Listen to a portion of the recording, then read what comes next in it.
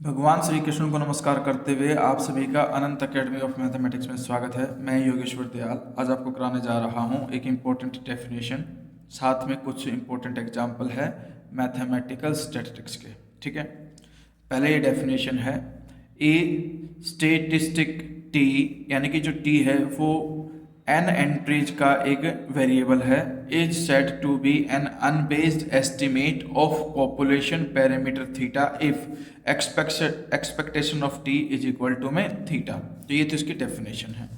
फिर आता है unbiased estimate for population mean. ठीक है, जैसे हमारे पास ये दे दिया कि भाई let x1 x2 xn be random sample of size n from a large population and capital X1 capital X2 and capital Xn of size n with mean mu. इनका mean क्या दे रखा है? म्यू।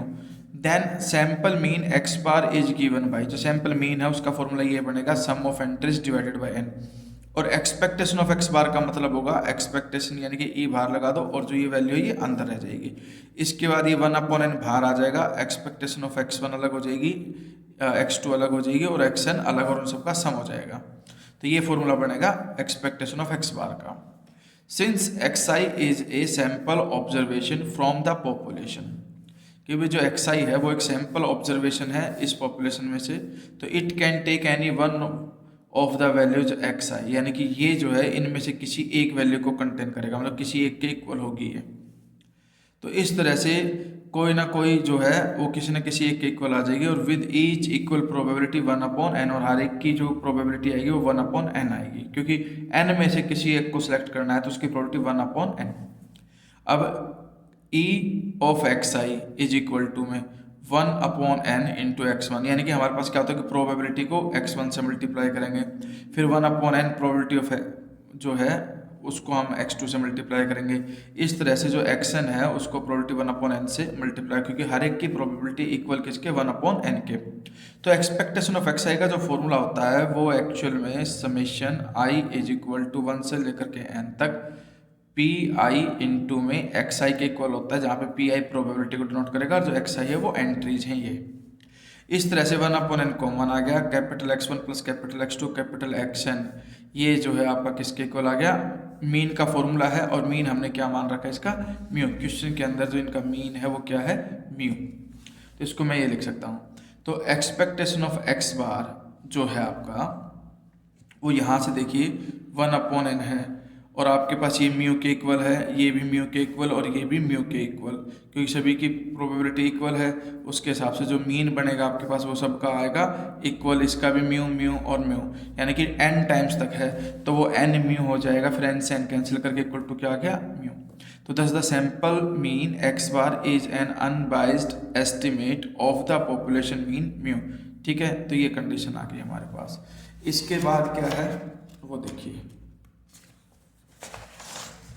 फिर आता है standard error of sample mean.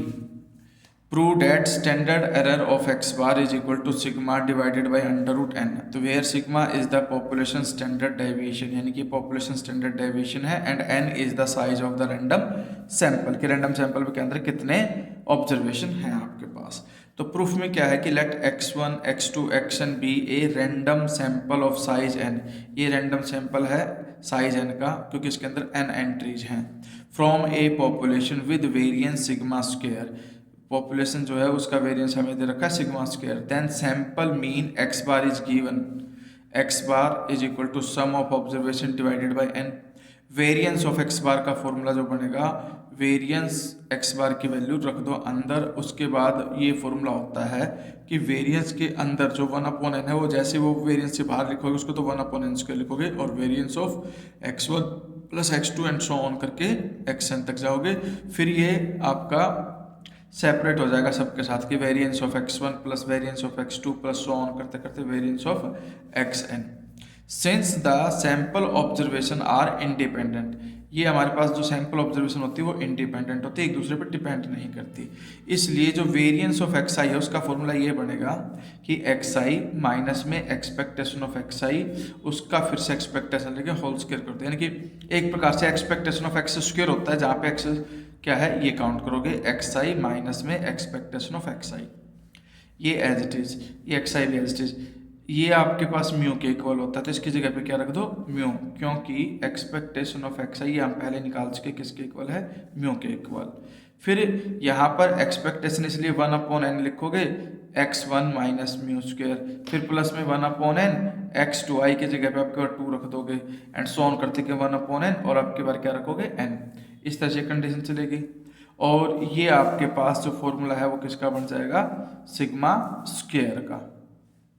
तो इस तरह से हम देखते हैं कि भाई आपके पास variance of X bar is equal to 1/n square sigma square plus sigma square plus n times तक एडिशन होगा, ठीक है, क्योंकि जो एक्स आई है उसकी वैल्यू तो सिग्मा स्क्वायर आ गई। अब यहाँ पे वेरिएंस ऑफ एक्स बार निकालना है तो 1/n स्क्वायर तो बाहर था ही, इसकी जगह पे सिग्मा स्क्वायर, इसकी जगह पे सिग्मा स्क्वायर, इसकी जगह पे सिग्मा स्क्वायर और वो n टाइम्स है, तो इसीलिए अंदर लिखा गया n टाइम्स तक, 1/n स्क्वायर बाहर है ही, ये n टाइम ऐड हो रहा है तो n इंटू में a की जो n है ये कट जाएगा, 1/n आपको बाहर रह जाएगा सिग्मा स्क्वायर। अब स्टैंडर्ड जो होता है आपके पास कि वो स्टैंडर्ड एरर ऑफ एक्स बार, वो एक्चुअल में जो वेरिएंस है उसका अंडर रूट होता है, तो वेरिएंस ऑफ एक्स बार का अंडर रूट, इसका अंडर रूट कर दो तो sigma upon under root n ये आ जाएगा बस। और ये बहुत इंपॉर्टेंट है standard error of sample mean, definition भी और उसका प्रूफ भी।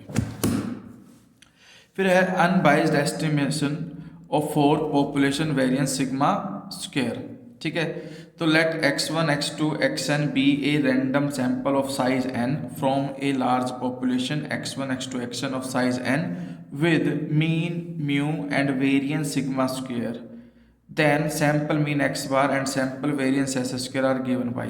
सबसे पहले तो रैंडम सैंपल दे दिया साइज n का ये x1 x2 xn, फिर लार्ज पॉपुलेशन ले ली x1 x2 capital x1 of size capital n with mean, और इनका मीन क्या दे रखा है म्यू एंड वेरिएंस जो है सिग्मा स्क्वायर दे रखा है, तब आपके पास सैंपल मीन जो x बार है और sample variance s square are given by this. x bar का फॉर्मूला वही है sum of observation divided by n, और s square is equal to में 1/n लिख के summation i is equal to 1 से लेकर के n तक xi माइनस x बार का होल स्क्वायर, यानी कि ये वेरिएंस का फॉर्मूला होता है। इसमें हमने क्या क्या होल स्क्वायर ओपन कर दिया, a square plus b square minus 2ab, फिर इसमें i है तो इसलिए इसके साथ समेशन का साइन लगेगा, इसके साथ आपके पास 2x बार कॉन्स्टेंट बाहर आ जाएगा, xi है यहाँ पे तो उसका समेशन लग जाएगा 1/n जो है, इसको आप इस तरह से समझिए, इज इक्वल टू का साइन 1/n लिखा, summation i is equal to 1 से लेकर के n तक xi का स्क्वायर, फिर प्लस का साइन। अब x बार स्क्वायर को n टाइम्स ऐड करोगे और बाहर 1/n है तो वो n इंटू एक्स बार होकर के ये कट जाएगा आपका, तो x बार ही बचेगा, ठीक है, लेकिन यहाँ पे स्क्वायर है इसलिए इसका भी स्क्वायर रहेगा। फिर माइनस में 2x बार, ठीक है, ये कांस्टेंट है, इसके अंदर i नहीं है तो वो बाहर रहेगा, और ये 1/n के साथ इसका समेशन लग जाएगा कि 1/n summation of x i की वैल्यू 1 से लेकर के n तक, तो ये कंडीशन इस तरह से बनी। फिर आप 1/n लिखो, ये एज इट इज, ये सेम टू सेम, इसमें माइनस 2x बार है, ये पूरे का पूरा जो फॉर्मूला होता है वो x बार का फॉर्मूला होता है कि भाई summation of observation divided by n करके x बार आ गया, ये 2x बार स्क्वायर हो गया, x बार स्क्वायर माइनस में 2x बार स्क्वायर तो माइनस का x बार स्क्वायर बच जाएगा। अब एक्सपेक्टेशन ऑफ एक्स आई जो है वो म्यू दे रखी है, यानी कि जो मीन है वो आपके पास क्या है म्यू। अब वेरिएंस ऑफ एक्स आई का फॉर्मूला ये बनता है आपके पास ई ब्रैकेट में एक्स आई माइनस में ई एक्स आई इसका होल स्क्वायर, तो ये तो है ही, ये एक्स आई है, इसकी जगह पे म्यू रख सकता हूँ। फिर एक्सपेक्टेशन ऑफ दिस है तो इसका मतलब एक्स आई की जगह पे पहले x1 रखो इंटू में 1/n, प्रोबेबिलिटी जो है वो 1/n, फिर प्लस 1/n, फिर यहाँ x2 आ जाएगा, फिर चलते चलते 1/n यहाँ पे n आ जाएगा, जहाँ पर आपके पास i की वैल्यू क्या है 1 2 3 एंड n, ठीक है। तो ये जो चीज़ है आपके पास सारी की सारी वो किसके इक्वल आ जाएगी, sigma square. Further variance of x is equal to में expectation of X square minus expectation of x का होल स्क्वायर, ये वेरिएंस ऑफ x का फॉर्मूला होता है। अब एक्सपेक्टेशन ऑफ एक्स स्क्वायर ये एज इट इज रहेगा, ये टर्म उधर जाके क्या हो जाएगी, ऐड हो जाएगी, देखो ठीक है। ऐड होने के बाद फिर हमारे पास कंडीशन ये आएगी, this implies E of X i का स्क्वायर इज इक्वल टू में variance of X i plus expectation of X i का स्क्वायर, इसको हम लिखते हैं सिग्मा स्क्वायर, और ये आपका म्यू है, म्यू का स्क्वायर। अब एक्सपेक्टेशन ऑफ एक्स बार का स्क्वायर, वो फॉर्मूले के अकॉर्डिंग क्या हो जाएगा आपके पास, यहाँ पर वेरिएंस बन जाएगा और ये आपका एक्स आई की जगह पे एक्स बार बन जाएगा। अब वेरिएंस ऑफ एक्स बार जो है वो क्या होता है आपके पास, सिग्मा स्क्वायर अपॉन एन और प्लस में क्या है, म्यू स्क्वायर। ठीक है, अब expectation of s square, E H T S square जो है वो हमारे पास क्वेश्चन में दे रखा है वेरिएंस, और वेरिएंस का फॉर्मूला ये बनता है आपके पास 1 upon n summation i is equal to 1 से लेकर के एन तक एक्स आई स्क्वायर माइनस में एक्स बार स्क्वायर। ठीक है, 1 अपॉन एन बाहर आ जाएगा, समेशन में एक्सपेक्टेशन ऑफ एक्स आई का स्क्वायर हो जाएगा और माइनस में expectation of X bar square, ये दोनों अलग अलग हो जाएंगे। ठीक है, इसमें आई है इसलिए इसके साथ समेशन आएगा, इसके साथ नहीं है तो इसमें नहीं आएगा। अब ये 1 अपॉन एन, इसकी वैल्यू हम जो निकाल चुके हैं वो ये वैल्यू है वो रख दी इन्होंने। ठीक है भाई, n टाइम्स है 1 से लेकर के n तक, तो इसका मतलब n टाइम्स ऐड करोगे तो ये n से मल्टीप्लाई हो जाएगा, n सिग्मा स्क्वायर प्लस में n म्यू स्क्वायर, ये तो इसकी कंडीशन आ गई।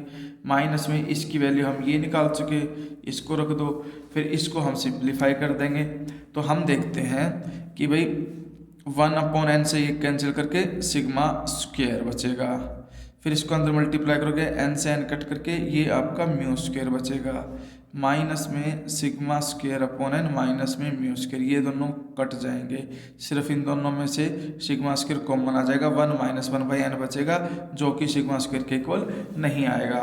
सो sample variance is not an unbiased estimation of population variance, तो ये यहाँ पे इक्वल नहीं आने की वजह से हम ये कंडीशन लिख देंगे। उसके बाद expectation of s square is equal to n minus 1 upon n sigma square, ये एलसीएम ले लिया, एन यहाँ चला गया, n minus 1 divided by n this, फिर नेक्स्ट केस में ये इधर चला जाएगा, एन ऊपर चला जाएगा, एन माइनस 1 नीचे और सिग्मा स्क्वायर बच जाएगा।